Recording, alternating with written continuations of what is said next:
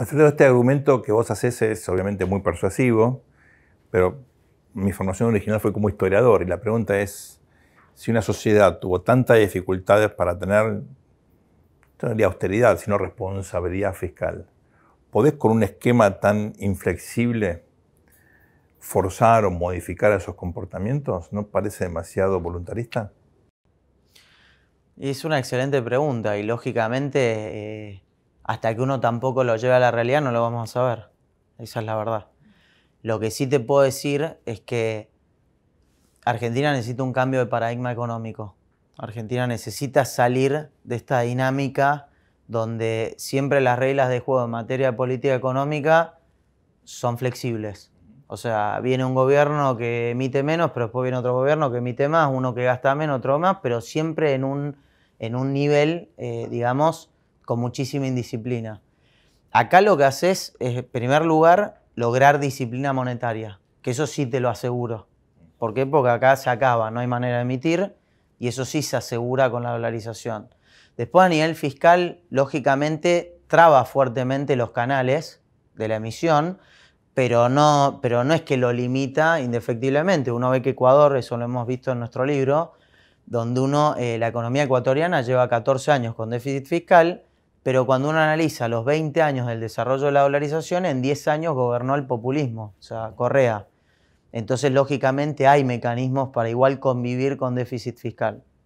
El tema es que ese punto que tocas, Sergio, es muy importante porque cuando uno analiza el resto de las economías latinas, por ejemplo Colombia en los últimos 40 años convivió 37 años con déficit fiscal primario.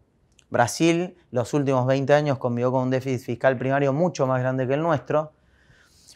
Perú, que es un ejemplo a imitar y seguramente hablemos en un rato, el 2014 convive con déficit fiscal primario, Bolivia lo mismo, y muchas economías emergentes más tienen ese problema endémico, que gastan más de lo que generan, como lo hacen las economías desarrolladas del mundo. Entonces, la pregunta es, ¿nosotros podemos convivir con determinados niveles de gasto fiscal que no sean los niveles con los que hemos vivido en los últimos años, que han llegado 5 o 6 puntos del PBI, pero utilizando otros mecanismos para financiarlos que no nos lleven a los estallidos de las expansiones sociales y económicas que hemos vivido? Y ahí es donde yo creo que la dolarización genera un canal distinto y un cambio de paradigma. ¿Por qué? Te decía que siempre hemos terminado yendo a nuestro prestamista de última instancia, que es el Fondo Monetario Internacional. El Fondo Monetario Internacional, lo dijo Cristina ayer, te presta en dólares y no le podés devolver pesos. Y siempre que hemos ido al Fondo Monetario Internacional, una economía frágil, emergente como la nuestra, con mucha indisciplina, en general siempre termina con una devaluación de la moneda. Entonces, siempre nuestras deudas en dólares lo único que se han hecho es encarecerse en el tiempo.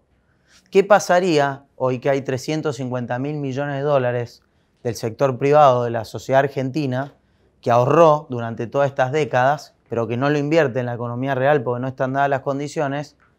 Generaras mecanismos para que en vez que te esté financiando el Fondo Monetario Internacional en dólares y vos devaluando y cada vez haciéndote más difícil poder financiar ese gasto, utilizaras los mercados de capitales, como lo utiliza, por ejemplo, Perú, como lo utiliza Brasil, como lo utiliza Chile, y poder financiar el gasto como un mecanismo muchísimo más sano, muchísimo más virtuoso para la sociedad y sobre todo, ¿no?, para el sector privado. Claro. Vos estás entrando entonces al terreno, creo que es crítico aquí, ¿no? Porque estás por un lado hablando de las restricciones políticas, pero sobre todo de las otras cosas complementarias que tenés que hacer para, una vez que dolarizás, la economía efectivamente empiece a ponerse en movimiento.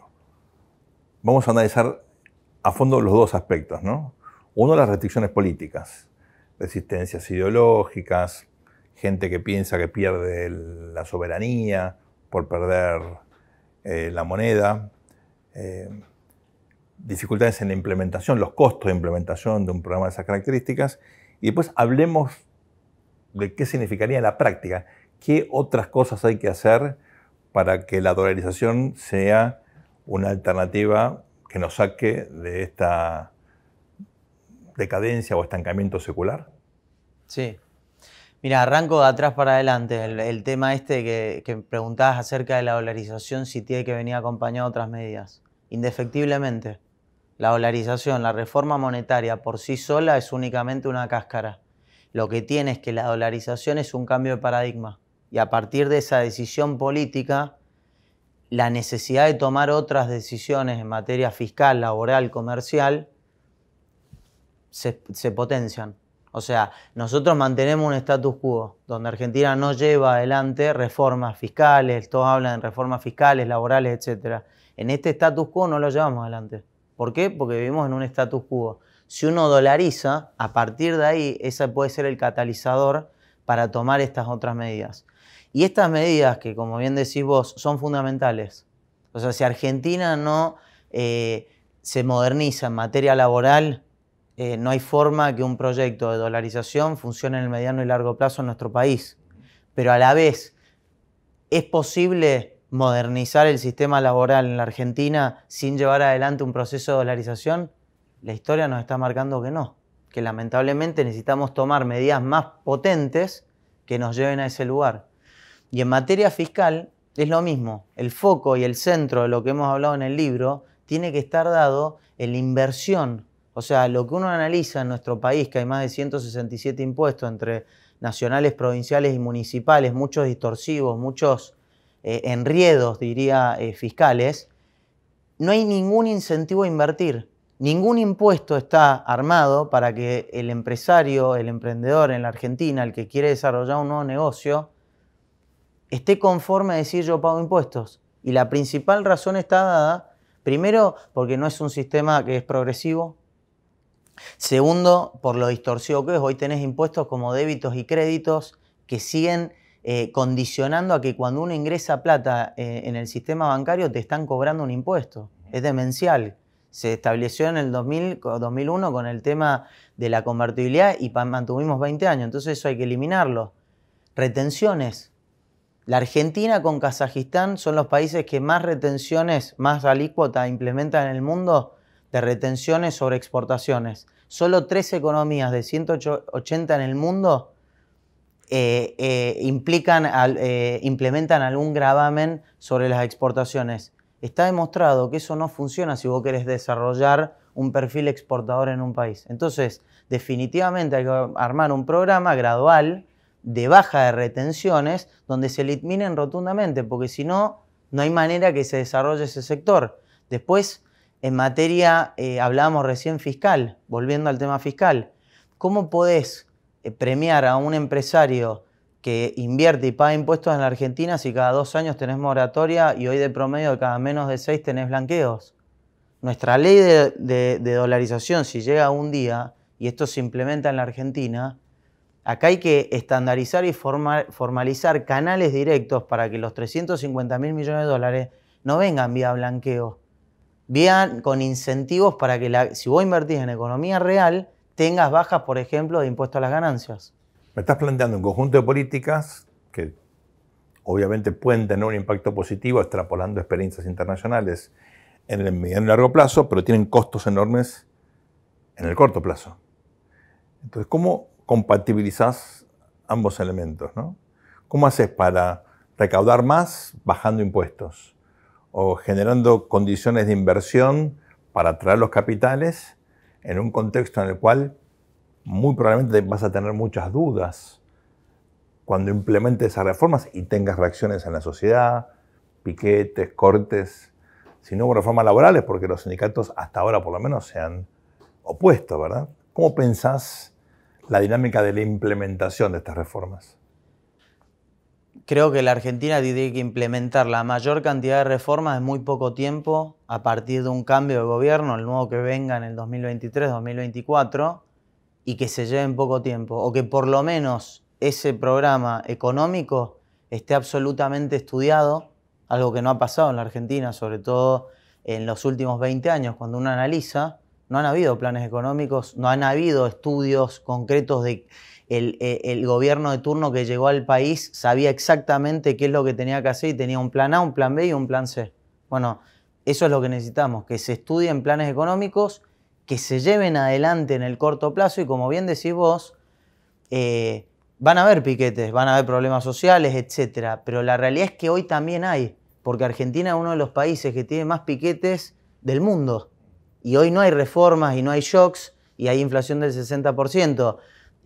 Y también paran empresas que no pueden funcionar porque tienen un piquete o porque tienen el sindicalismo que les está cortando para que puedan funcionar y quebraron. Entonces, estamos conviviendo ya con eso hoy en la Argentina. Lo que tenemos que lograr es que la persona que venga y tenga una decisión muy profunda de lo que hay que hacer y que lo haga con mucha convicción y que lógicamente sea muy claro y muy concreto en lo que llevemos adelante. Después son batallas. La laboral es una batalla, la fiscal es otra batalla, la monetaria creo que es el eje central, la comercial va a ser otra, irás dando y a partir de que la sociedad vaya viendo resultados concretos, baja sustancial de la inflación, estabilidad, algo tan necesario que necesita una persona para vivir con dignidad, vivir en paz, sin pensar de qué va a pasar mañana. Bueno, a partir de eso se va a ir generando un ciclo positivo y eso te va a ir permitiendo en muchos años terminar de hacer todo lo que tenés que hacer. Estamos sentados en un terreno crítico porque vos estás proponiendo una política de shock, ¿no? Y hay mucha gente en la Argentina y fuera de la Argentina que sugiere ir paso a paso, un gradualismo que le permite a la gente acomodarse, a la sociedad de ir como, bueno, modificando estos comportamientos de forma más paulatina. ¿Cuál es tu reflexión al respecto? ¿Por qué irías por una terapia de shock en vez de intentar un camino más gradual? 2016 probamos, no funcionó. Los últimos 20 años hemos convivido en gradualismos, tampoco han funcionado. Sacando lo que fue la convertibilidad, que fue una política de shock para bajar fuertemente la inflación, y eso tuvo resultados muy positivos, sobre todo los primeros 4 años. Cuando uno analiza para atrás la historia en Argentina, siempre se han llevado políticas laxas en materia fiscal y monetaria, o muchísimo tiempo se ha llevado ese tipo de medidas. Entonces, creo que es un modelo agotado. La sociedad está agotada y entiendo que cuando uno analiza todas las variables que estuvimos hablando hace un rato, económicas, no hemos logrado ningún resultado con los gradualismos y no nos han llevado a lograr ningún cambio sustancial para que la sociedad te lo avale y te diga, no, bueno, está bien, me parece bien ir de a poco, ir resolviendo los problemas de a poco. Creo que todas esas razones hacen a que la Argentina necesita un cambio de paradigma y que si lamentablemente no la tomamos con una medida de shock, o sea, una medida donde la implementación es urgente y se lleva adelante, va a quedar en la nada.